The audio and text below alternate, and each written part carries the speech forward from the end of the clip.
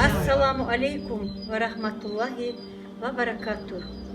Bar bu surmallağa men ağış etemen, tilevlerde etemen.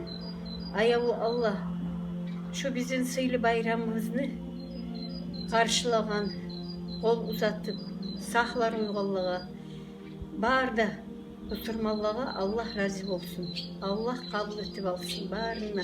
Min etip artık etip.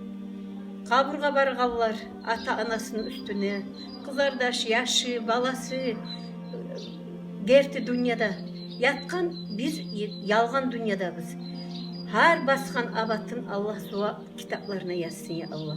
Etken sadakaların ayağı Allah kabul etsin ya Allah, ayağı Allah, bir Allah.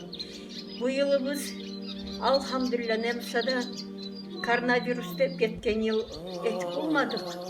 Karşı yaşlılardan sadakat bulmadık. Bu yıl elhamdülillah nemsada yol açıldı.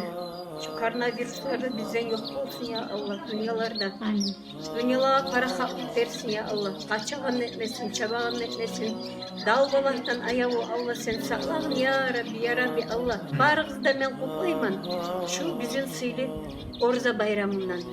Yıldan yılga esenema yetişmeli bizge Allah sağlık versin ya Allah. Erkin harcda versin ya Allah. Ya Rabbi Allah. Sağ ol. Allahümme salli ala Muhammedin ve ala Ali Muhammedin ve sellim.